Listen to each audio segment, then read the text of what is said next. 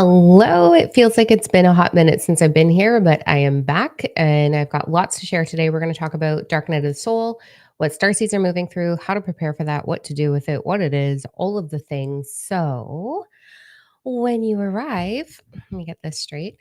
We're also going to do an energy poll for starseeds, light workers, healers, all of the things. So, we are in really big energy. So, when you arrive, I'm going to open up my chat bar right now. Let me know where you're from, what platform are you on, and we are diving into a lot of things today. Oh my goodness. Oh my goodness. So, how is everybody doing? I have been in a little bit of a whirlwind. I say this frequently, but like honestly, my God, it is intense times right now. I had the opportunity to go out east last month and then a whole bunch of stuff happened. And then I was out west, so I wasn't live. And then last Thursday, I just couldn't because I'm going through it. Um, I had a 2-hour meditation with the Atlanteans, which was really beautiful. I had this incredible opportunity. So hi everybody. Um, I have we have a membership platform called Starseed Rebellion where I'm in that a lot sharing. We have starseeds that are all over Gaia, all over the place. And it's such an amazing community, amazing space to share your downloads. I get to be in there. My mentors get to be in there. Like it's just an incredible, incredible experience. And in all of that, we share. So I do channeling sessions bi-weekly in there. So on the 5th of August, I channeled the 13 divine civilizations, galactic civilizations, along with the Atlanteans. And then I ended up channeling Gaia. And I was like, oh my gosh, I had no idea that that was going to come through. But last Thursday, the reason I wasn't live is because I was being prepared for that. That was a lot to channel in one session. 13 different civilizations moving through me, like whoosh, that was a lot. And then the Atlanteans, which is incredible, beautiful, loving, amazing energy. Had this wicked experience in um, Vancouver when I was there, I guess 2 weeks ago now. That's weird. That went by really fast. And then, or a week and a half ago. And um, they've been preparing me for what we're teaching. We're going through a lot of channeling. Hi, everybody. I'm loving all the hearts and all the things. I want to get into some really valuable content today to support you with what we're moving through, which feels like a dark night of the soul, or if you're moving through dark night of the soul. So I really want to talk to that. But I have to share some of the experiences that I've had. So over the last several months, over the last several years, I've been getting information about what's coming up in December. And I know a lot of you are asking that. So we're going to touch on that real quick. And then over the last several months, they've been preparing me to support grid workers, which is incredible, beautiful honor. And it's just amazing. So the last couple months I've been doing dragon riders. We've been doing dragon code activation, dragon code light activation, connecting with our dragons, learning how to move into 9D in order to connect with our dragons. So that's been absolutely beautiful information and such an incredible journey. And in the mix of all of that, they've been preparing me for grid workers. So if you are a star seed, if you are a light worker, if you are a healer, you absolutely are a grid worker. And grid workers are a little bit bigger than what we think they are. It's not just about harnessing energy for Gaia. Grid workers are becoming gateways. So I've said very openly, my journey here is I'm a gateway for a lot of different things, but primarily for I'm the gateway that you walk through to walk into divine purpose. That's my role on this planet as an elder starseed. I remember all my past lives. I remember all my parallel lives, my starseed origin, all of the things, and born that way. So that I could hold space to support you into walking into yours. So I am a gateway for that. I've also become a gateway for 9D consciousness, wisdom, as well as the dragon realm, which is just an incredible journey and experience, but also has its challenges, which is the darkness we're going through. So over the last several months, they've been preparing me, training me, doing attunements with me. So my meditations have been like 2 hours long, like crazy long, every single day. And a lot of preparation in order to hold the right space for what we're launching now. So we're doing a grid worker retreat that starts August 20th and it's 6 weeks. We have so many starseeds already signed up for that. I am so stoked about this. It's probably going to be the most beautiful thing that I've ever been able to bring forward. I'm really stoked about it and helping you become a gateway of your own. So there's 13 different gateways. On the 5th in the channeling session, 4 of those gateways were presented and what they are and how to arrive in that energy. And it's about becoming a portal, a gateway for universal wisdom, deep universal wisdom, galactic energy and vibration.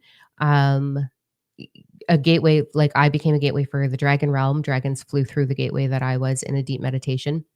Um, and you are all going to become your own version of one of those 13 gateways as grid workers. So this retreat is going to be so impactful, so beautiful. There will be absolute divine channeling in that. So I am a channeler for all of the high vibrational galactic councils, which are, I have a whole list of them if you'd like to know. So the 13 civilizations that I primarily um, channel. So the Lyran councils, Andromeda, Syrian, Octurian, Palladian, Vegan, Orion light lineages, oh my God, I cannot find words today.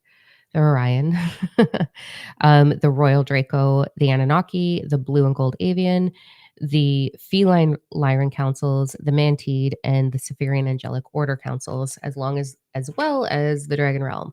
Like it's just wild. So each one of those councils or civilizations, sorry, have their own portal energy. And a lot of starseeds were all like hybrids of a lot of different things. Like we're not just one. Some of us, very rare though, we are a hybrid of a lot of different councils. So your energy portal will be opening up and receiving the psychic gifts from that council, so that you can then forward and teach them eventually.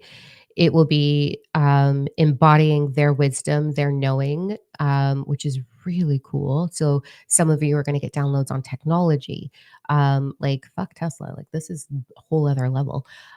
You'll be getting healing modalities. You'll be getting um, opening up portals for the dragon realm, for all the things, and it'll activate your DNA to your starseed origins. So you're going to become more of your galactic higher self, and then it's just I don't even have proper words for it. It's amazing. So it's a really cool experience. I'm really, really stoked about that retreat. So I can't wait to see you all there. It's going to be awesome sauce. And then don't forget, if you are not already in Starseed Rebellion, our membership platform, I will put the link. Oh, I can't put the link. Damn it. I didn't copy and paste it. So Ashley is one of our mentors here. She's one of our support systems. So Ashley, if you can put the link in the comments for me for the membership invitation, that would be amazing. Thank you. As well as the retreat, if you can do that. Mwah. I love you, girl. Okay. So let's talk about Dark Night of the Soul, because a lot of us are moving through stuff. I'm going to be so vulnerable and share what I'm moving through, because I feel that there's a lot of you are going to resonate with what I'm moving through. And then what some of my students are moving through without telling their story. So what is the dark night of the soul, and what do we do with it, and what does it look like, feel like, and do we hit it a few times? All right. So thanks, Ash. My book. Okay. So this is a channeled starseed book with lots of information. This teaches you the inner child healing is in here. The proper form of meditation to connect with your higher self is in here. The Power 369 is in here, what to actually do with the Power 369. This is the foundation one. There's a whole other book coming later, but these are the foundation that you have to understand, as well as the dimensional ascension process, including Dark Night of the Soul. So Dark Night of the Soul is on page 120. And this is where I break down Nikola Tesla's download that he received. So the Power 369. So this was channeled through the galactic as well as Nikola Tesla, believe it or not, where I break down dimensional consciousness in it. So it's on page 120. But I'm going to talk to it today because I think it's really important, because we're moving through it. So what is it? Can you do it lots of times? Yeah, you can do it lots of times. The spiritual community. So we have in our human experience, up until now, it's much different, but the first layer of the ascension journey is moving from third dimensional consciousness. So it's an internal consciousness awareness. What that means, let's talk about that. This is going to be so full of information for you. So in your body, we have consciousness. It's in every single one of your cells, okay? The quantum realm calls it light. It's at the core of each one of your cells. So we have 40 trillion something cells, and at the core of that is a little ball of light. That's what the quantum realm calls it, or quantum physicists call it. Now, in the spiritual community, we call it consciousness or source or soul or God or whatever you want to call it, but it's in all of you. Now, in third dimensional consciousness, which is that very basic understanding, the 9 to 5 grind, the my label is my identity, keeping up with the Joneses kind of mentality. So, third dimensional consciousness, that light is wrapped around your belief structure, your subconscious belief structure's vibration. So, if you don't do the healing, that consciousness cannot expand because it's being covered with the veil of your belief structure of unworthy, of disconnect, of the 9 to 5 grind, the keeping up. I'm a mom, therefore that is my role, not I am an internal being. Um, so your belief structure, everything that you've been taught from the age of 8 and down, that foundational belief that money's hard, or money is the root of all evil, or greedy people have money, or love is hard, or love is toxic, or avoidance, emotional avoidance, or I'm not worthy, or I'm invisible, or any of those belief structures, right? Like all the things. That is shrouding on, that is condensing, like pushing down on the light so light can't expand. When we move into fourth dimensional consciousness, that's when we all of a sudden identify as spiritual. That is the love and light phase, the yoga phase, the Reiki phase, the I have divine purpose. I'm going to be a healer or a spiritual mentor or a coach or something like that. This is the very fluffy, I identify as spiritual. Often we dress like spiritual, like with flowers in our fucking hair. We drink celery juice and we take pictures of ourselves in gowns in the woods thinking that we are so sovereign. It's a phase. I did it real good, let me tell you. Like I was right into that, and that's when you'll see people jumping on platforms and using their tarot cards and just offering these very generic readings of false promises. A little bit of information. So I'm going to load this with so much content. It might trigger some of you. It is not my intention to trigger you, but if I do, you're welcome because then you can move through it. So, um, the one bit of information to think about if you are following tarot readers or oracle readers or psychics online, or all of the freaking scammers that are like, oh my God, the energy, you have something around you, direct message me. They're in the fucking comments, bitches. So they only can see through their own awareness. We can only offer what we understand. So if you're getting readings from 4D, or you're going to TikTok and getting all your answers from 4D and getting false promises, that's what you're getting is false promises. Yes, their intuition can be enhanced. It's definitely enhanced in fourth dimensional consciousness, but you are only able to offer what you understand. You will never, ever see me getting a reading from someone because I would rather find my own answers within my own consciousness because the answers are there. Now, with that, what you're going to see is people offering you information in regards to love, money, the 40 things. So please don't do that. I like, don't do that. It's not going to serve you at all. You're not going to get the clarity that you want. You're going to get false promises. And the thing with our energy is through the 12 principles, which are all in the book, you create your reality. You are responsible for your outcome. You have an internal compass. That consciousness that's in your cellular structure will speak to you when you learn to listen to it. And that's the meditation that I teach in the book, is how to listen to that, to get your own answers, your own direction. You are responsible for your outcome. And if you stay in woe is me, if you stay in toxic vulnerability, if you stay in the unhealed self and are aching to be seen and be witnessed and to be special, then you are not going to be able to intentionally create your reality through the principle of correspondence, meaning everything is a reflection of you. You are going to continue to see yourself in everything. The principle of vibration is you have an energy that vibrates, and the principle of attraction, or the law of attraction, aka manifesting, responds to the principle of vibration. So if you are unhealed and you are unaware of what your subconscious is saying and operating off of, such as low self-worth, money's hard, you got to work hard to get money, anything like that, right? then what you're doing is you are vibrating that into your sphere, and the law of attraction, principle of attraction, is responding to you and giving you validation. So you are the full intentional creator of your reality based on your energy, your vibration. It is not about being toxic positive or positive fake positive or anything like that, or your fucking gratitude journal where you write things down and, oh my god, now my vibe's high, this is so great. It's also not a competition. The highest vibrational people that I know are the most authentic people I know, which means, like myself, we honor and accept and embrace all avenues of self. So, yeah, I can be completely human and a shit show, and yeah, I can be a galactic being in 12th dimensional consciousness. I can play in all of those realms, and I love all of that about me. It's not about being woke as fuck. It's not about being ultra spiritual. It's about being authentic. When you are authentic and you are in the vibration of acceptance, that light expands and universal wisdom moves through you, with you, for you, so that you can become the intentional creator of your reality. So it's really important. So 4D, that's fourth dimensional consciousness. 5D, which everybody thinks that guy is anchoring into. No, she's not.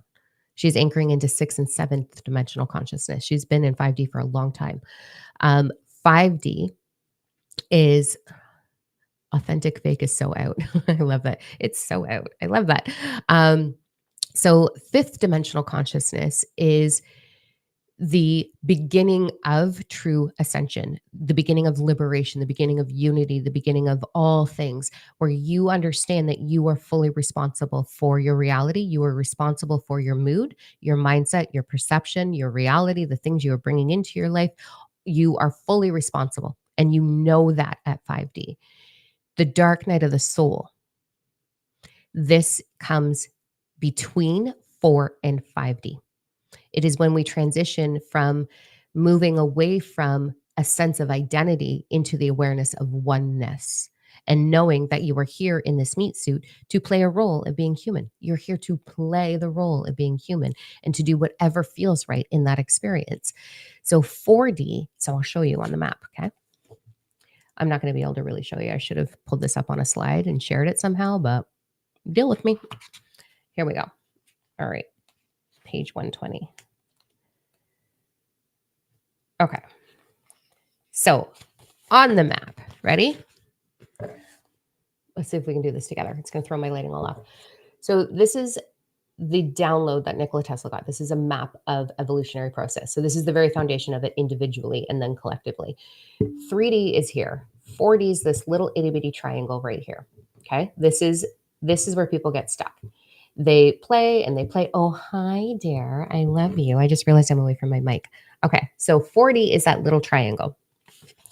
5D is the space above that where we move into this beautiful all the way up to 9D. Okay. Then once we hit 90, then we can go above and beyond that. So this little birth canal, this itty bitty little triangle right here, 4D, is the snare. It's the trap. This is we get so caught up in being spiritual because it's exciting and it's liberating and it's awesome and it's loving and it's supportive and it's the most exciting phase.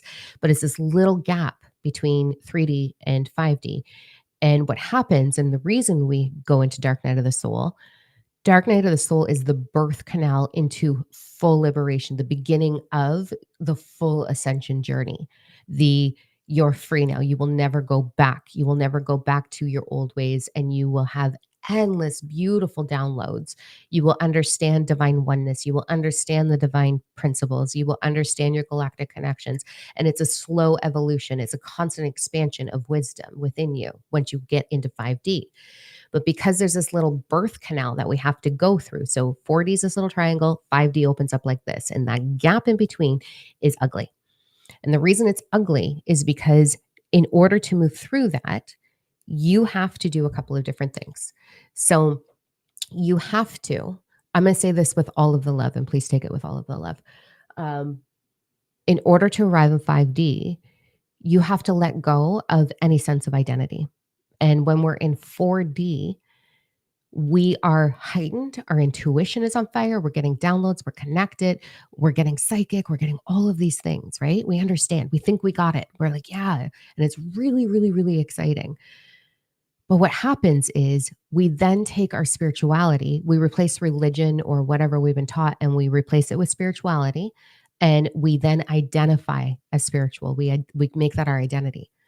And to get into 5D, you have to let go of your identity. You have to let go of identifying as something and understand the awareness of oneness, that you are one with everything. And there's a psychic phenomenon that happens for every single one of us to varying degrees of that psychic phenomenon, but you will have a psychic phenomenon. You will have an experience that is so undeniable that you are like, oh, fuck, I had it all wrong. And then the downloads start. So the dark night of the soul is that birth canal. And the reason why we have the dark night of the soul more than one time is because we resist it. We resist it because it's scary. It is so uncomfortable to go deep in, and I'm going to give you the biggest tool here.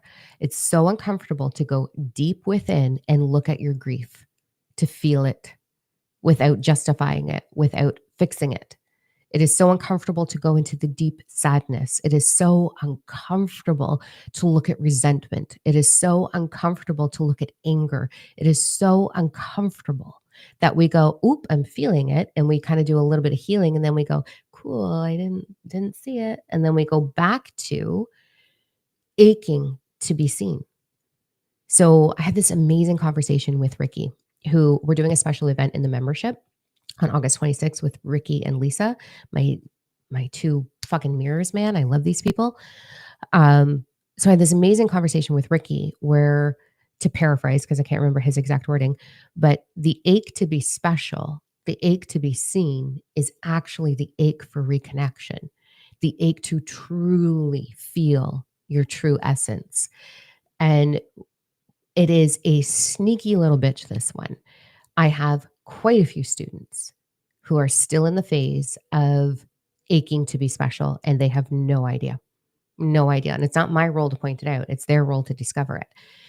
And it's not a bad thing. I went through it. I seriously went through it for a very long time. I resisted my dark night of the soul because I didn't want to feel the pain of my childhood. I was fully, everything that can be taken from you was taken from me. There was the sexual abuse. There was a whole rural invasion. There was a whole young boy, me at 4 years old, doing what he thought he should do to me. There was beatings. My skin was broken. My flesh was broken. My spirit was broken. Everything was taken from me. And my journey didn't stop in my childhood. It continued into my teens. It continued into my first marriage. I was a Jehovah's Witness, married a very, doesn't matter. That was fun. I then continued to attract toxic after toxic after toxic until the ultimate narcissist, the one who should wear the crown of narcissism, found me. And I was like, oh, I can heal you. And I tried. I tried to fix this motherfucker. Um, and I thought I was doing something good at the time. And that was absolutely dreadful. And that was my last dark night of the soul. The dark night of the soul is heavy, it's depressive. I tried to exit out. I didn't try to, I desired to exit. I fantasized endlessly about exiting out. I had endless downloads in this timeline. The one-on-one programs that I do, they were all structured and written in this timeline, like endless downloads, but it wouldn't launch. It wouldn't launch. It wouldn't launch. Nothing would happen. I was in like aching to be in divine purpose, and I couldn't make it happen no matter what I did. And the reason it wouldn't happen is because I wasn't aligned with it, because I was avoiding the deep pain, avoiding it. So I had many dark nights of the soul.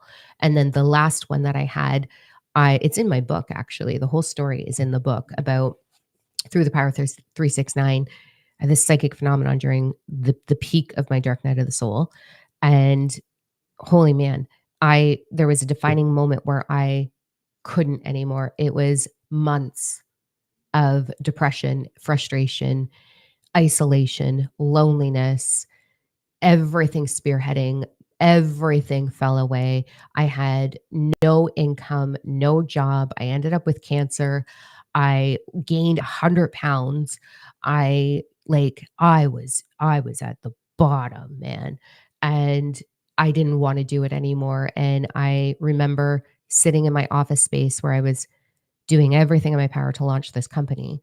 And I just cleared my desk and I went into my bedroom and I fell to my knees and I sobbed uncontrollably for an entire day. And then I spent the next several days in bed praying to everything that I could. I even prayed to God, and I don't even believe in God. I was like, somebody fucking take me home. I cannot do this. And I was weirdly enough excited that I had cancer because I thought I was going to get to go. Like I didn't want to be here at all. I couldn't do it. I thought I was giving up. And it was in that moment that at the peak of all of that, that I had this really amazing, beautiful experience that's in the book that changed me. And there was something within me that said, you need to look at your identity. And so I did. And I started looking at my pain and I started looking at my ache to be seen by the world. And I started looking at my ache to be important in the world because I had the ache for purpose being of service so bad that it consumed me. When I took my time, so here's the biggest tip that I want to share with you. When I was brave enough to go in and face that darkness, everything changed and it changed so fast, so fast. It was weeks. In weeks, I left the narcissist. I sold my house. I sold my car. I sold my things. I got rid of toxic people in my life. I understood how to heal my cancer. I like everything fell apart. Everything fell apart in the most beautiful way, the orchestrated way. And I ended up moving from a massive mansion on the lake, that bougie life that I had. I lost everything. I lost the house in a fucking battle with the narcissist. I lost everything. And I ended up in this itty bitty 2 bedroom shitty ass apartment with my daughter and no job, no nothing. And I sat there and I had to trust that process. It was not easy to go through. Um, but this is what got me through. Okay. So here's what I want you to do. For those of you that are feeling the heaviness right now, for those of you that are feeling like you are moving through the dark night of the soul, for those of you that are feeling like you want to give up and that it's too hard and you just can't anymore, this is the biggest tool that I can share with you that got me through and gets a lot of my students through it. Okay. Um, okay. I'm going to, Sheila, I see your comment. I'm going to come back to that. So here's what I did. There was deep, deep, deep fear and sadness in me because of my birth mother invading my body sexually, because of my birth father beating my bones and my flesh, because of being raised by a vulnerable narcissist mother, by my sister turning her back on me, my one and only love, man, turning her back on me because of all of this deep pain and all of the PSD from being a Jehovah's Witness, from all of the abuse that started at a very young age. I was so afraid. I thought I was unworthy. I thought I was unkeepable. I have like learning disorders. So I'm like communication learning disabled is what the label is from like whatever. Fuck that. Dyslexia, awesome. Very common in starseeds, probably on the scale somewhere of autistic. ADHD, like all of the weird things. I'm too much. I am not, I don't display my emotion well. So people tell me I'm too strong. I got endlessly beat down over and over and over again. Everything from my appearance to my personality to the way I speak to everything. To go in and look at that version of me and say, you're okay, like you are enough, felt damn near impossible to believe, right? So this sadness, this deep, deep despair was way in there. And on top of that was anger. I was so angry. I was so hurt. I was so abandoned. I was so resentful. Like, how could my mom lie to my sister my whole life and convince her that I'm someone I'm not? How could my father beat me like this? How could my mom do the things she did? How could my babysitter's son fully take my body at 4 years old? How could this happen? I was so angry. So I had to face my anger. And I teach a lot of tools on that in the book. But then what I did after I got through my anger was I went into that sadness. I don't want you to go in and fall into the sadness. So here's the tool. And I shared this. I just recorded the energy forecast for next week, which on point, the portal energy that we are and the gateway activations that are happening. Like, holy fuck, I cannot wait for this retreat. But I teach this at the end of that forecast, so you can grab it there too. Um, what I did is I went into my sadness and I was like, okay, I've shared with you how I deal with anxiety as a broken little baby bunny. I imagined this cute little abandoned puppy at the pound in a cage that got taken away from its mom way too young and was put in a cage at the pound, and nobody wanted it and nobody gave it attention, and it went from its mother to a cold concrete floor and a gate, and that's its only world, and there's a bowl of water and there's a bowl of food, but it doesn't even really know how to eat yet because it was still nursing, and it's been abandoned and it's been put there and ignored with all the sounds, the bright lights, the cold, all it is. And I imagined that as my sadness, this little puppy. And then I went into a meditation and I walked into the pound and I walked into that little cage, that little room, and I sat down in the opposite corner of that puppy and I just looked at it. And I was like, hey, you okay? And I just looked at it and I just sat with it and I held it when it was ready. I let it find its way to me. I didn't go in and lie to it and say, you're fine. You're going to be great. Everything's okay. I'm here now. I didn't go in and be like, here's a treat. We're going to have a good day. It's going to be awesome. I didn't go in and force my love on it. I didn't do anything except for sit with it and let it do what it needed to do for me, with me, for it. And so I sat there patiently with this puppy who was my sadness, and I just was witness to it. And eventually it got closer and closer and closer until it was brave enough to climb onto my lap. And as I held it on my lap, I just offered it the love that it was willing to receive. I didn't force anything. And eventually it received my love. So, what happens when we do it this way, you can imagine in a child in an orphanage. I just really resonate with animals more than I do humans most days. So, not so much now, but then. So, for me, baby animals are where it's at. Like, I can't even handle it. I love them so much. So if I could have a property where I could save all of the animals, my God, I'd be the happiest person in the entire world. Like, oof, give me them all. So when we take this, so let me rephrase it like this. You are trillions of little operating systems in one body that creates the body, the universe that you are, operating in a bigger universe. Okay. Sadness is a thread within me. So if I say I am sad, I'm letting the thread of sadness be my entire experience. I'm not recognizing that I am all things.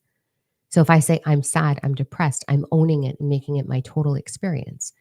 So understanding that it's a thread of me that wants to be loved and honored and accept it, it's easier for the ego to imagine it as a separate entity. It's easier for the ego to go into it and hear its story because the ego doesn't know the difference between imagination and reality. It can only respond to what you offer it. So by imagining a small child, or I don't want you to imagine you because that's just going to be an overload unless you're diving into inner child healing. That's a totally different thing. This is specific for dark night of the soul. So you imagine it as something that serves you, that you can truly connect with, that you're not going to try and fix, that you're not going to try and push into a different reality, that you're just going to be witness to and allow it to be what it is, right? This is the true definition of compassion. So when we do that, the ego will participate and it's easier for you to connect and acknowledge it. So here I am holding this puppy, this deep sadness, and just being like, okay, it's okay.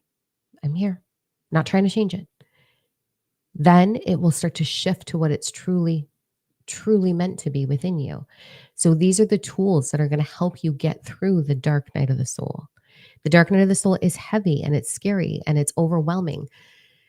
From there, though, so this is where I'm going to give you my tough love. This is how you handle the emotions. As you experience it and you transmute it, change it, not that you're forcing change because we don't want to force it, we just want to allow it. You then have to look at special.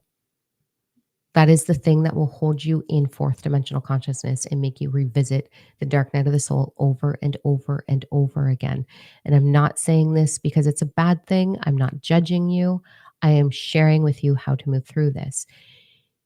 If you keep revisiting the dark night of the soul and that deep darkness, it's because you have not healed your ache to be special. It is a very normal thing. Every human has the ache to be special. And what that really is the ache to reconnect fully, to be brave enough to look at the darkness, to be brave enough to look at the inner pain, to be brave enough to face those fears and say, it's okay. You're allowed to be that. When we are aching to be special, what the human brain does and how we navigate this is we go into avoidance because we don't want to admit that there's broken pieces to us because we think that it's a flaw. It's not a flaw at all. You came here to discover what's wrong with humanity by experiencing it firsthand. You came here to understand how to move through it, how to heal through it. You came here to understand what's required for the greatest transition that we will ever see, which is coming the end of this year, the onset of it, the end of this year. You came here to be a warrior of change. And in order to be a warrior of change, how do you do it if you do not understand it? So you're going to have these really uncomfortable things happen in your life. And then you're going to start creating those uncomfortable things because you don't know that that's what you're doing. And then you're going to go into denial and you're going to go into, but I'm spiritual and I have wisdom and I'm connected into these realms and I'm doing these awesome things. Like, I'm fine. I'm not broken. I'm not weak because you still believe it's weak. When you're in 5D, you don't think it's weak. You think it's a gift. When you arrive through the dark night of the soul, you look at everything and everything is an opportunity. When I go through shit, and I just went through some shit, let me tell you, I'm like, whoa, this is amazing. This is the best thing. This is so cool. I'm so blessed and excited. And like, it's awesome to find those things because it means that I'm going to level up again. It means that I'm going to create more greatness in my life. It means that I understand and now I can share it with the world. Like, this is so exciting. It's beautiful to discover your darkness. Once you arrive in 5D, you don't go into avoidance of it anymore. So what I see with a lot of star seeds is as we approach this dark night of the soul, and it can last however long you let it last. It could be a decade if you let it be a decade. I mean, go look at the comments on some of my videos on TikTok. You will see people who have been in it for a really fucking long time.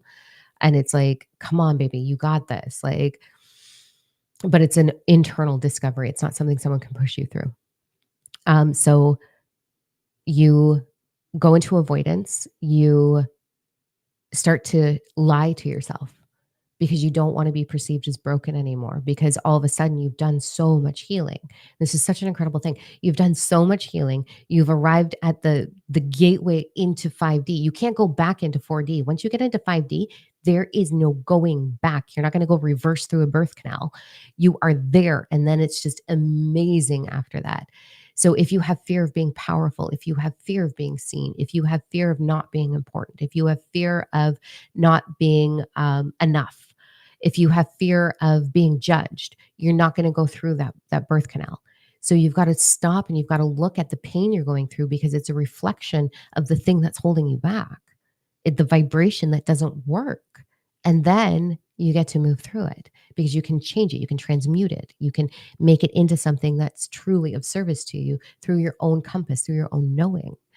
So some of the things I'll see in that phase is hyper excited about being spiritual and getting in there and posting all the time, creating content, writing books, launching healing programs, doing women's circles. That's the biggest one I see is women's circles. And I love all of that. And there's beauty in that because you can take 3D to 40. Awesome. Don't stop. Don't ever stop. Keep doing it. But we go into launching our best qualities in the face of all things. And we hide the things that we don't want to look at. We hide them from the world. And I can always tell when they're surfacing within you because I'm watching. I can tell when they're surfacing within you because what happens is you then go into showboating. You go into getting into the comments and talking about how great your meditations are. Or you start saying, oh my God, I'm like in 12D now. Or you compare to other spiritual people. Or you try to trump other people with your wisdom. Or you go into unnecessarily giving unsolicited advice, or you go into pulling up your cards and offering readings for no fucking reason. Like you're just like, oh my God, follow me on my spiritual journey. That's 4D. And that's when you are in avoidance of looking at your own shit. You're afraid of it. You're afraid of really truly facing it. So I see that all the time. Or we go into showcasing our most proud thing, right? So I can see people showcasing their children or their grandchildren being like, I am a part of this journey. Look at how amazing they are. I don't see that very often, but I do see it more so with like moms showboating their children, like being like, look how advanced my child is. Like, this is so amazing. It's like, "Ugh, stop. We already know your kid's awesome. Like, all kids are amazing. So it's just like they're trying to showcase a certain identity of themselves or an accomplishment. And really, and that's how I know they're in avoidance of, and I'm like, they're going to hit dark night of the soul again. And they're going to do it again. Okay. It's going to come. And I can almost time it. I'll be like, okay, we'll see it in 3 weeks. See you do it. What happened when you go from 9D back to 3D? What happened when you go? You can't go from 9D to 3D. Once you get out of 4D and you're in 5D, so you will float from 5D to 9D. It's like a floating experience where your meditations will be off in 7, 8, 9, and then you'll reside kind of in 5, and then you'll start to reside in 6, and then you'll go play in 5D. Like shit show me, going dancing me is right in 5D, let me tell you. She's like, wow. Like loving life, like just all about the human passion and joy and all of the excitability. And then 90, I'm like talking to bumblebees and being like, yep, okay, cool. I'm getting the downloads or channeling Gaia or whatever, like a very unhuman feeling. Um, so, okay. So there's all that. What else do I want to add to this for you? Let me know if you have questions. Please put them in the comments. I'm going to quickly look at the comments and we're going to come back to this. So let's see what we got going on here. Thank you, Ashley, for posting those. Love it. What I thought was 9 of some sort 3 years ago and experiencing detail. I was told the words, I'm a walker between worlds. That means you're a gateway, Natalie. Love it. Love it. Love it. Okay.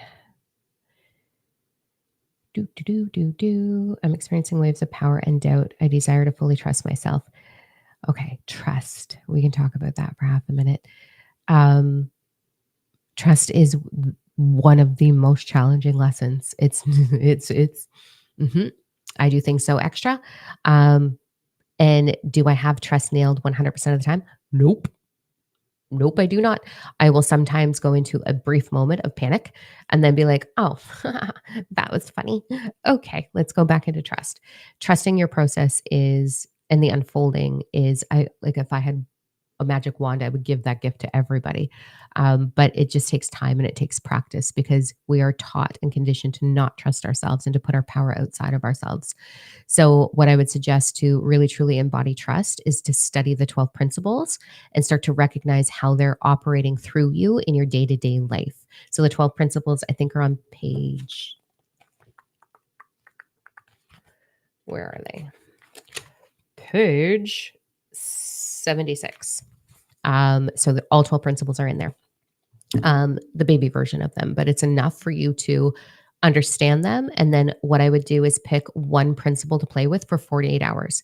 So mentally process it, practice it, look for evidence of it in your life for 48 full hours, and then move on to the next principle. But study them all, make yourself cue cards, whatever you need to do, and practice playing with them, practice recognizing how they're operating through you. And as you do that, you will start to see that you are the full intentional creator and none of this bullshit.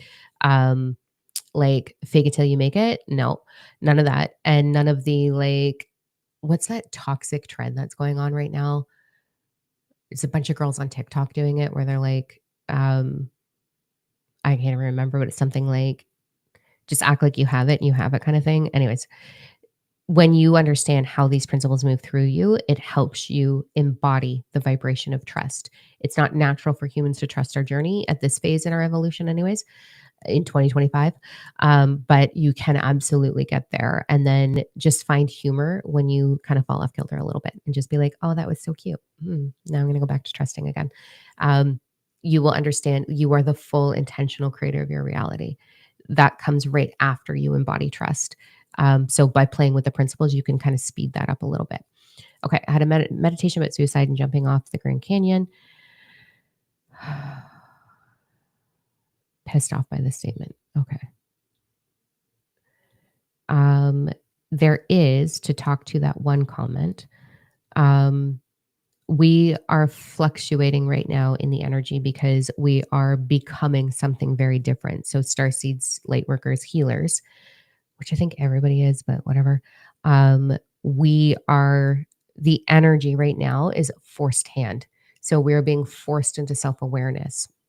And what's happening with that is we're going to flux in our yay, we got it to I don't want to do it. So we're going to do this little flex. Some of us are doing it like this, and some of us are doing it like this. And it's all good.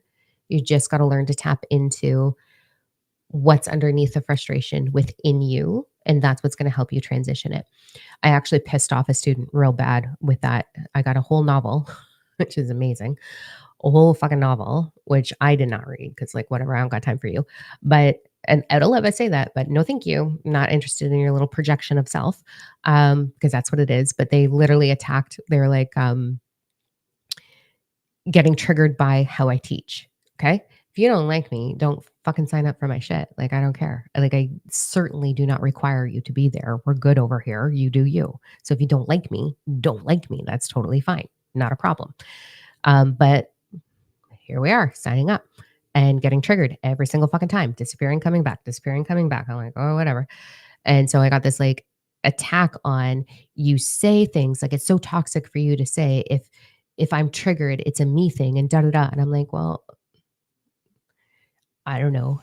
Maybe go to page 76 and understand the 12 principles and why you're triggered, because it's not me. Because if it doesn't reside within you, you won't experience it.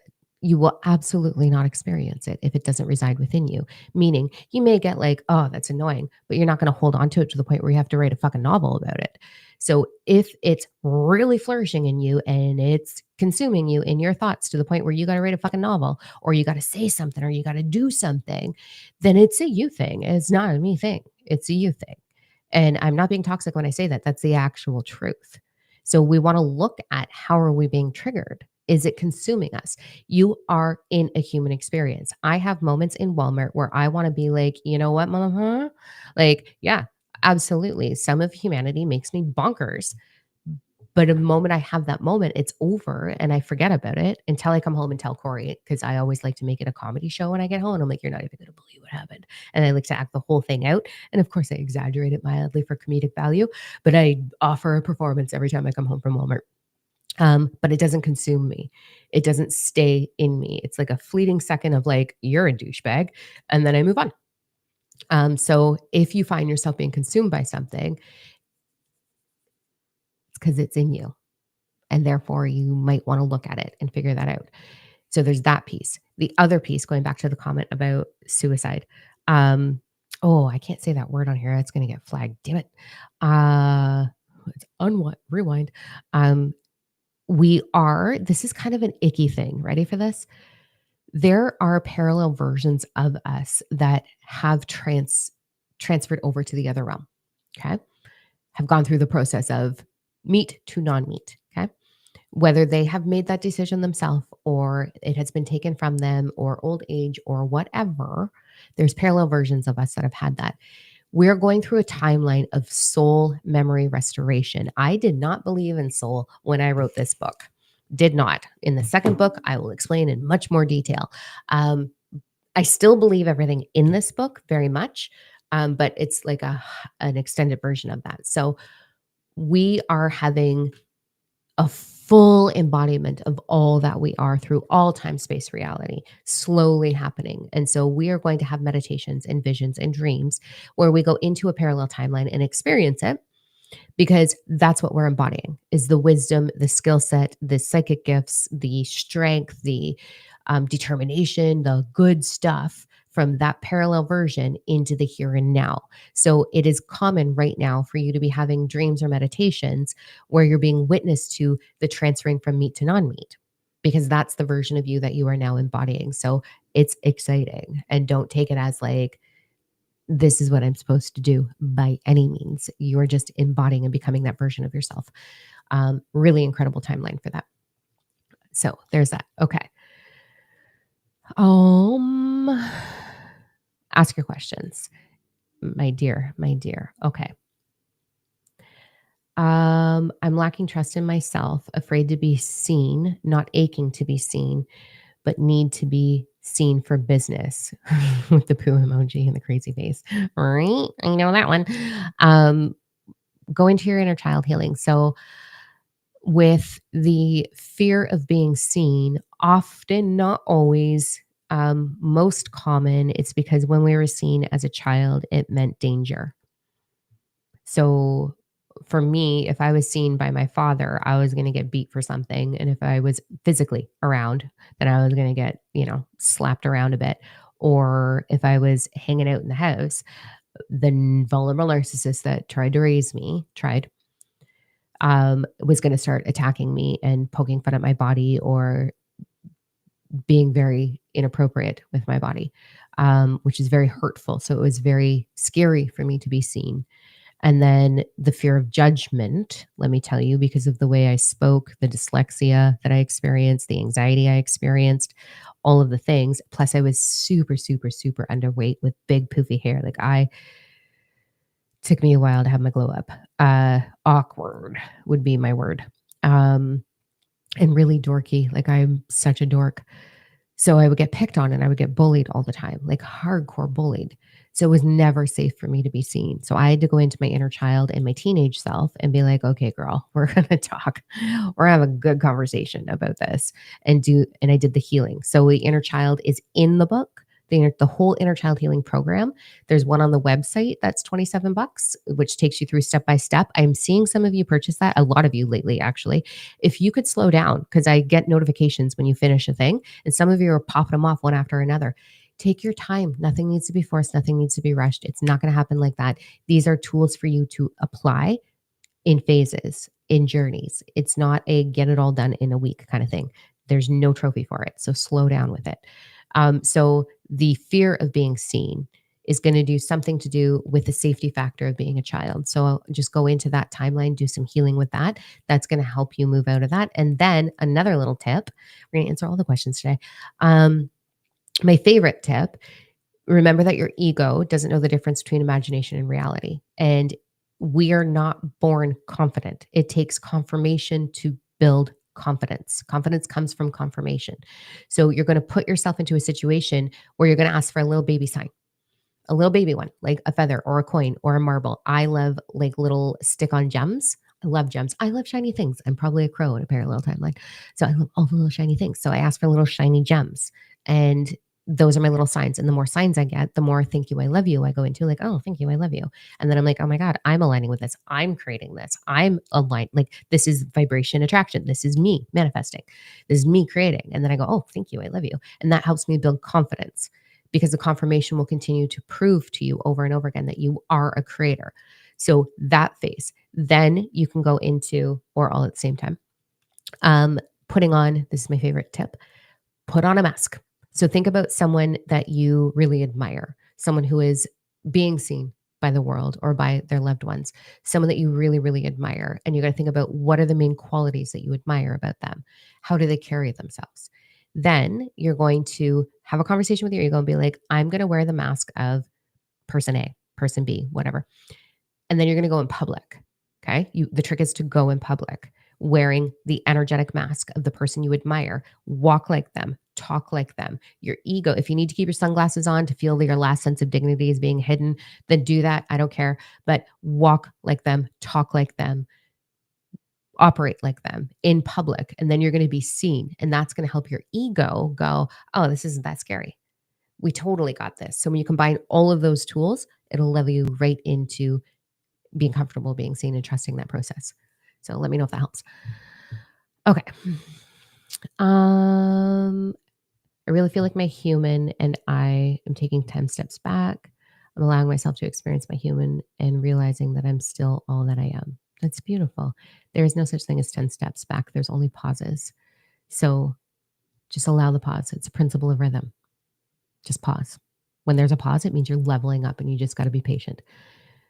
I love patience. It's a good time, right? Okay. I don't like being seen. I'd rather do the behind the scene things. How do I get comfortable with being seen? Just talked about it. Okay. Afraid of criticism. Beautiful. I hardly have any dreams that I can recall. I don't experience anything in my meditations. Advice. Paula, I got you, baby. Two things. Um, okay. Principle of rhythm. There's always a pause before there is a wah. So if nothing is happening, I call them napitations in the book. Sometimes I go to meditate and it'll be months and I'll just be like, well, I just had a napitation where I don't think anything happened and I won't remember my dreams for months. Um, Not so much now, but definitely along my journey. And I'll still have gaps where nothing's happening and I'm falling asleep and nothing happens. Or I lay there and I'm like, okay, anytime now and nothing. It's because what's happening is your body is integrating. So, for those of you that are doing the deep healing, when you are doing deep, deep, deep healing in your subconscious, your body, you're changing the vibration. So, we've got this lack of self thing going on somewhere in the body, right? So, it's this really dense energy, and you found it and you're giving it love and you're healing it. And so, it takes time for it to change vibration. It doesn't get released, it's an energy that starts to shift and vibrate faster, higher, hotter. And so, woo, here you go. And it takes time for that attunement, that adjustment, that transmutation through the law of perpetual transmutation, one of the principles. Takes time for it to shift. And so as it's shifting through the body is letting go. And sometimes we need to release emotion. Sometimes we need to sleep. Sometimes we just need to numb the fuck out. And that's why I love trash TV. Love is Blind and Love Island and all of the chaos that Netflix offers is amazing to me. When I am going through one of those things, I'm just like, all right, I'm just going to watch some crazy ass humans. This is going to be awesome sauce. Um, so allow the nothingness. Now, with your dreams, you can ask when I go to sleep at night, when you go to sleep at night, talk to your ego and talk to your higher self. Be like, I call upon all that I am in the highest possible vibrations, including my ego. Hi. Help me remember what is required for me in my dream state when I wake up, please. Thank you. Love you. And then go to sleep. And your ego will be like, hey, your body will wake you up after that dream and be like, yo, and then you got to write it down. Don't be like me. I always forget to write it down, or I'll just grab my phone and try to voice clip it into my phone, but I'm still in a half sleep state. So when I read it in the morning, I have no idea what it says. If you can have the self discipline to write it down and then look it up in a dream dictionary. I love dreammoods.com. I wish they would update their site. It's to the point where I think I might make my own site actually. But if anybody is really good at that shit and you want to do a joint project with me, let's go. Because I would love to put that out there like a real, true dictionary, dream dictionary. But I go to dreammoods.com and I just look it up, the main pieces of the dream, and then that helps me become aware of what my subconscious is showing me that wants attention or wants to be healed. So that hopefully will help. Okay. Um,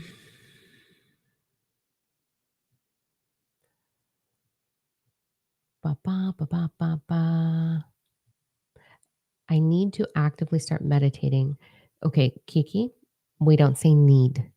I desire or I'm willing. When we say need, it's a shame game.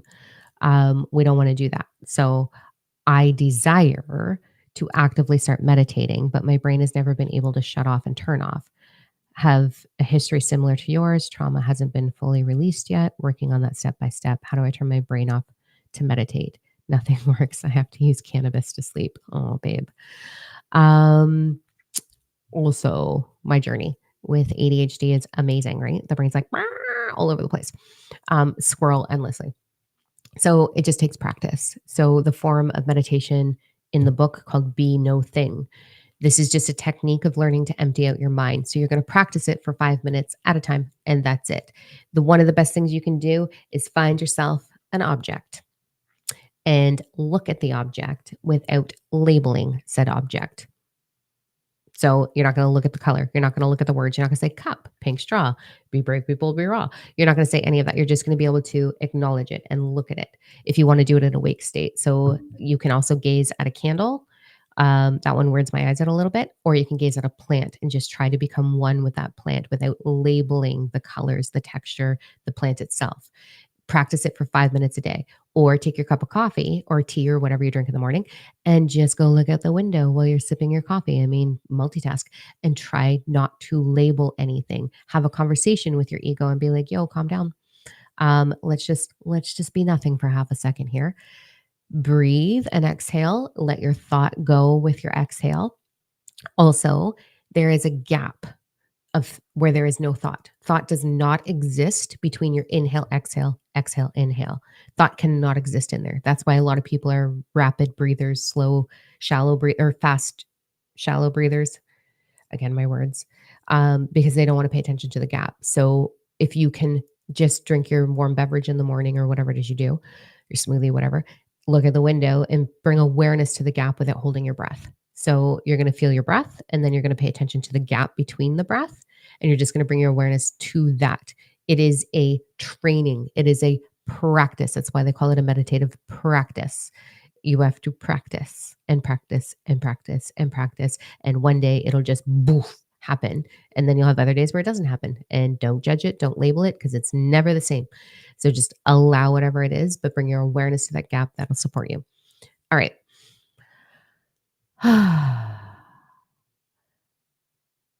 How do you know if the deep healing is working? Eric, my love, I love your vibes, by the way, or showing itself. So deep healing when your life starts to change, when people are responding to you differently, when you notice that. So I just moved through guilt, actually. So I want to be vulnerable, tell all the stories, and then we're going to go into card reading because it's already been an hour and I can't believe I talked this long. It's what I do.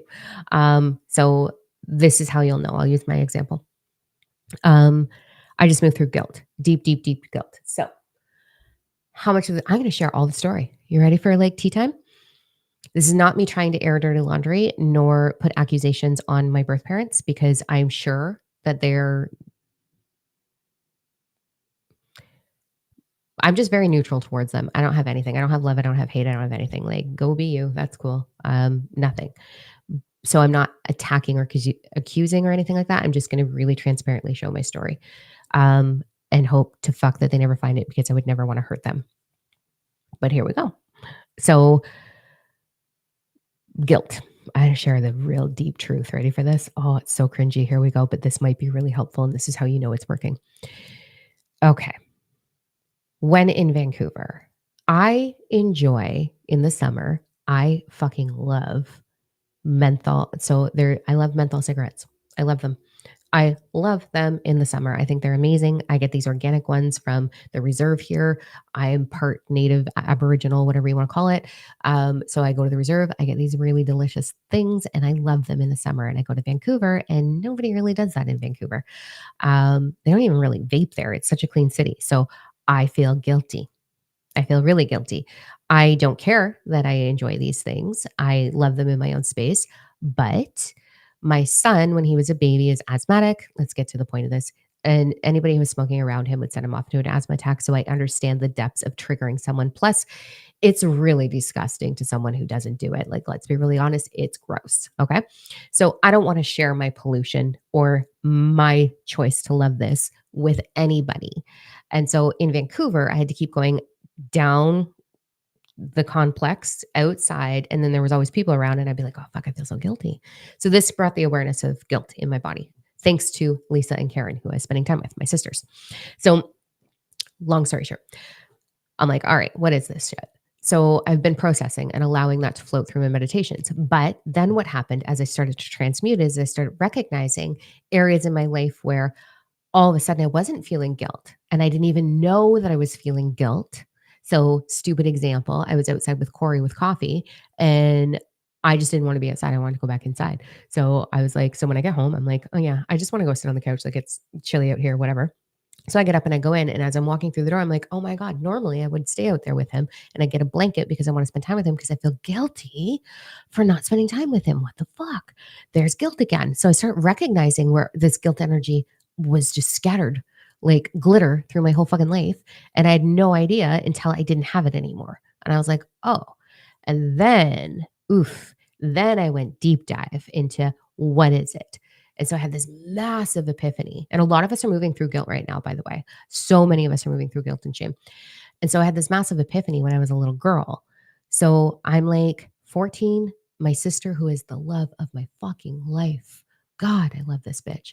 She's not in my life anymore, unfortunately, because my mom totally corrupted her brain and told her I was something that I'm not. And there's that. Super awesome, fun, cool beans.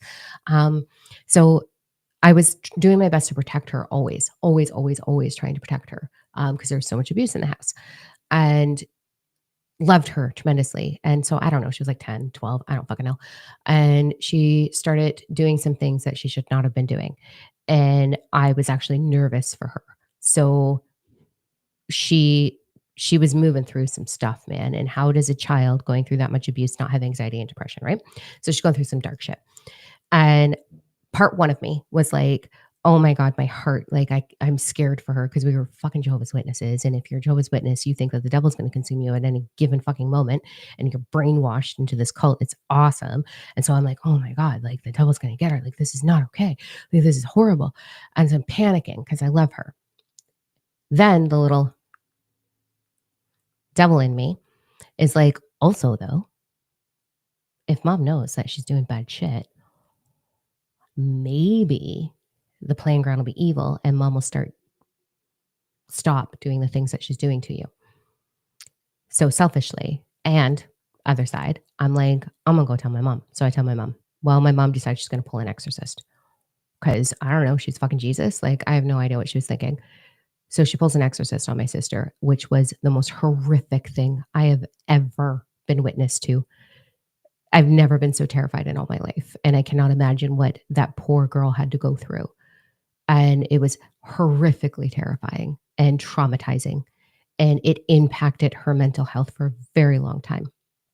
And after it was done, because my mom can do that, whatever, they came upstairs and I was sitting on my bed and I was in total trauma response shock, quivering, throat like ready to shit myself, like not okay. Because I was the one who made that happen to my sister by telling my mom. And I should have thought about that. So the guilt. And then my sister looked at me and I'm in my own shock. And I'm like, I don't have right to be in shock because it happened to her, not to me. Like, how fucking dare I? So I'm tormented in my head right now over I'm not supposed to be feeling any of this. My sister looked at me and the look that I was going through, she thought I was judging her as actually being possessed. Meanwhile, I'm like, you just had a fucking panic attack and mom's fucking crazy. But she didn't know that. And she held on to that her whole life. And that is one of the reasons why she was like, bye, peace out, because of that miscommunication. The guilt, the guilt, the guilt, the guilt, the guilt, the layered guilt that I have been unknowingly carrying my whole fucking life, which is the reason why the one person who wrote me a novel wrote me that novel because my vibration was I feel guilty about things. I feel guilty unknowingly, right? So her attacking my technique of teaching, her attacking me sharing stories like this, her attacking all of these things that I am. I actually had a moment during that class where I was like, well, I've shared this story before and I don't want to be redundant, but I just don't have another resource to pull up right now. So I'm going to share this again because I want to be impactful and I want to be of service. But I actually felt guilty for sharing the same story again. And then I get a fucking novel. See how quickly principle of vibration and principle of attraction works? So you'll know the deep healing's working when shit like that stops. And it stopped. As soon as I healed this, I got like 5 love letters of the support that I have helped people with and how I've helped them change their own lives. And that is what I'm here for, right? So you know the deep healing's working when you recognize that you're not feeling that thing anymore. And then when you get the reflection of the opposite, right? So hopefully that story wasn't TMI, but it was so powerful for me. And that's how it works. We got to do that dive. We got to look at where does it originate from when we find the vibration, all because I was having a cigarette in fucking Vancouver. All because of that. All because of one glorious moment where I was like, I don't need to have a fucking cigarette. I don't want to go downstairs. I barely smoked while I was there because I was like, I don't fucking want to do it. I feel so guilty and so blah, blah. And then my dear sister being like, my soul sister, my galactic sister, my starseed sister, being like, girl, what is with the fucking guilt? And I was like, I don't know.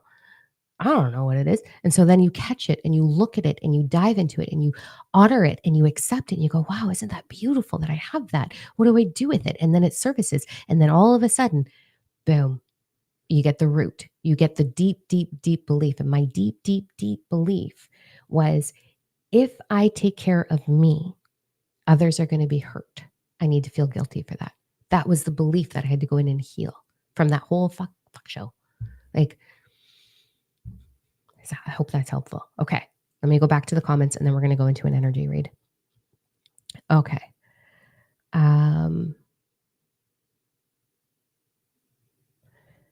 Dreams are most of my meditations. Yep. That's really helpful. Thank you. I love you.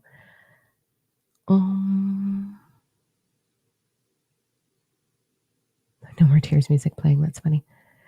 Okay. You chose your parents. I'm not even going to go into that one right now. Napitation. Aw, Louise, I'm your person A. I feel bad for you. It's on a shit show. But yes, thank you. I love you. That's amazing. Okay. Guilt servicing for me, big time. Yeah, right? So we got to go into that. Okay. Whew, that was a lot of sharing. Sharing is caring, right? Okay, let's go into this, shall we? All right, I'm going to connect in. Let's get some direction for us. So you're going to choose 1, 2, or 3. Let your intuition pick. What's the first number that comes to mind? 1, 2, 3. Put it in the comments. If you're like, oh, I picked 2, but I only resonate with 3, that's okay. Not a big deal. Then resonate with 3. Take what serves you, throw away the rest. Throw away the rest. Throw away the rest. 1, 2, or 3. Let's go.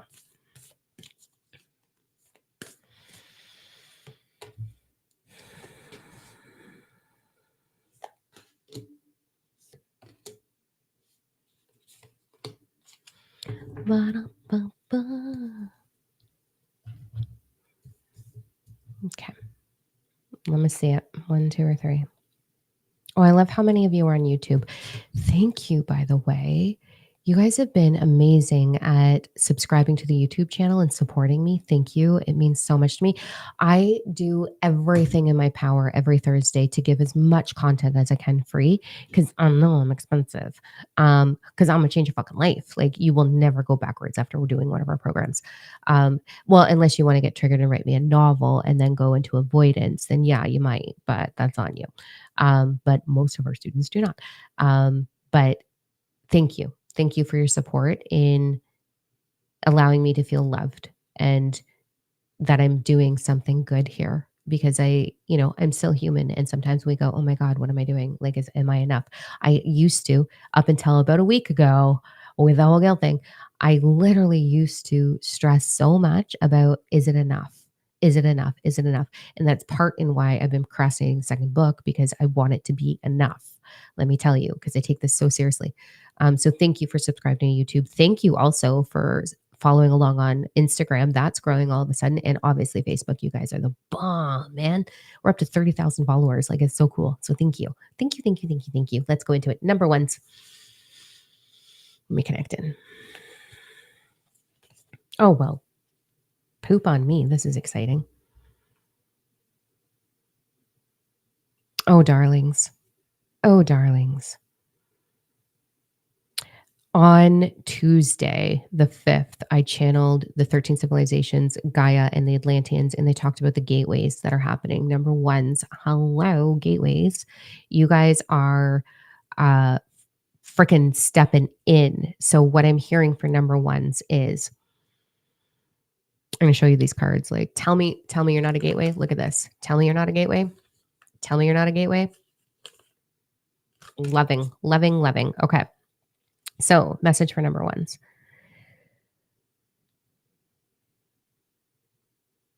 So funny because the first thing I heard was turn your back. Turn your back energetically. So, setting boundaries. Number ones, it is time to take things a little bit more seriously. Like it is literally crunch time right now. That's why we're doing the grid worker retreat. And I'm doing it over 6 weeks instead of 4 like I was supposed to because I want to do a really deep review. So with this, you're in training right now. You are in, like, take this seriously, please. Number one's, your role right now is to really work on self mastery. So you are going to turn your back on bullshit stories going on in your head. You're going to turn your back on judgment of self. You're going to turn No tolerance. Zero tolerance. If you're going to look in the mirror and be like, oh, what's this thing? We're not doing that anymore. No, it's time to accept it, embrace it, love it, honor it. No more smack talk. Zero room for smack talk. Zero room for self judgment. Zero room for self doubt. So it is time to look at the doubt. It's time to turn your back on those things and be like, I am willing. You do not have to be capable yet. You will become capable. I am willing to walk my path. I am willing to face my fears. I am willing to stand back up. I am willing to be the phoenix that rises from the ashes. I am willing to do this. As you say that, you are then going to become capable, and what wants to work in your favor is going to arrive. Let me trust you. What? Let me tell you. Words today. Holy. Um, I'm hearing also that it's time to really question. So this is so you guys are ahead of the ball. I just recorded the energy forecast for last week a couple hours ago. I am trying. I recorded the energy forecast for next week a couple of hours ago. And in that, it was all about this. It was about the attunements towards becoming a gateway. So please go check out the Grid Worker Retreat on the website, domino.com. I feel like number one, you are really meant to be there. You're probably all fucking meant to be there. It'll probably come out. But anyway, this is, you're being attuned. You're in your final phases of training of how to no longer allow low autopilot conversation going on in your mind. So self mastery right now, number one's you're going to pay attention to all your thoughts. If you really want to get a handle on it, here's a tip: narrate everything you're doing. Sounds ridiculous, but narrate everything you're doing. Like, oh, I'm looking at my phone. Oh, I'm going to sip water. Oh, I'm blah, blah, blah. As you do that, you're going to become aware of how often your brain goes rogue and goes into autopilot and into unnecessary conversation, and you can reel it back in. Um, so I want you to do that. You're going through, you're going to get some big attunements coming up this week. So you're a little bit ahead of schedule in the energy forecast, meaning you're going to feel it. And it's time to really look at, what do I need to say no to and what do I need to say yes to? This is about getting clear. It's not action right now, it is awareness. So we'll put just all the awareness. What do I need to say yes to? What do I need to say no to? Let's go to number twos.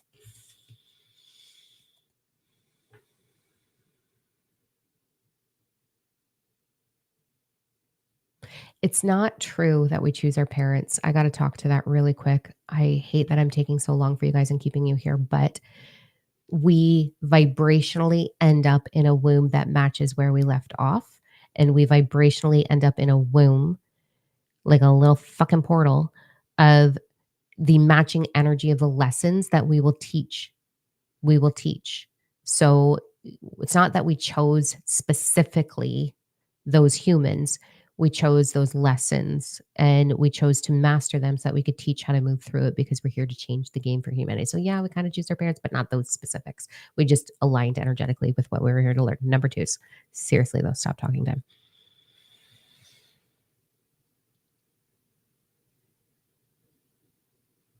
Okay. Number twos. This is all about patience and the deep dive. First message, you're very connected into Gaia. You probably are going to feel her a little bit more over the next little while. She's doing some shakeup. She's doing some breaking open. We talked about that on the 5th um, at the Galactic Channeling Starseed event. So you're going to feel that. There's big energy moving through you, but I do feel that it is sadness, grief, or I can't. Like, I can't. You might experience a little bit of that. This is how you're going to combat it. You came here to walk a path, and it's like follow the yellow brick road. I don't know what else to say, but like you have a compass. It's in here. So you are going to move into being very heart centered this week. I've already given you all of the tools, right? So you're going to use everything we've talked about today. You're going to go into this cosmic heart. You're going to let this speak to you. This is pause. This is patience. This is not running forward right now. This is going into here and listening and accepting. So the dog and the little puppy in the pound, whatever it is for you, you're going to create that image and you're going to do that work. So I want you to go on a discovery process. It's going to make it way easier than it surfacing while you're at work. Let me tell you, it's going to make it way easier for you to go in and be like, where's the sadness? Where is the grief? Where is the heartbreak? Where is the fear of having my heart broken? Those are the very specific things that you are working through right now. I want you to go find them before somebody offers it to you, because somebody's going to offer it to you if you do not go in and find it first. If somebody offers it to you, amazing. It might make it easier to find, but I want you to specifically go look for those intentionally look for those energies within you. Create that moment for yourself, set yourself up for success. So, no distractions, no pets, no kids, lock the bedroom door, have a box of tissues so you don't have to leave the bedroom and go get toilet paper to ball your eyes out and come back with a snotty nose and be interrupted because somebody needs a snack. Don't do that. Just lock yourself up, or do it in the shower where the shower's running, bathroom doors locked. That way you can cry. Nobody hears you cry. Have a journal ready. Do something to set yourself, go for a drive. Whatever you need to do to move through this, you're going to go and find it. But I want you to go into stillness this week. I want you to go into your heart, and I want you to explore those energies so that you can find them and transmute them into something that serves you. Very, very specific direction, but you're also connected into Gaia. So you might be feeling her pain as well. So that's going to be in the energy forecast that's coming up on YouTube. I gave it to Nikki today, so it should be up in the next, probably on the weekend. So go check that out. So it gives you step-by-step direction. Okay. Number threes. I have a call in like 10 minutes. Meh. I love you. I think one of you is on here already, so I'll see. I might be late. All right, number threes. Okay. This is a really beautiful lesson. Also, gateway. Okay. Number threes, this is what I'm hearing. One of the psychic gifts that I had a really funny comment. I thought it was funny. I was like, okay. One of the psychic gifts that we are integrating right now is teleempathy, being an empath. Let's talk about it again, all in the book. Please do not tell the story of being an empath is draining and it's hard. It's not. It is the best fucking gift you will ever have. My whole life, I've been teleempathetic, meaning I become you. So about a day or maybe a couple of hours before I have a one-on-one session with someone new, I literally become them. I feel your anxiety. I feel your body pain. I feel disharmony in your body. I can taste what you ate for lunch. I can feel how busy your mind is. I physically embody you. And I'm like, oh, okay. And it helps me resonate. It helps me understand what's required when I'm channeling for you.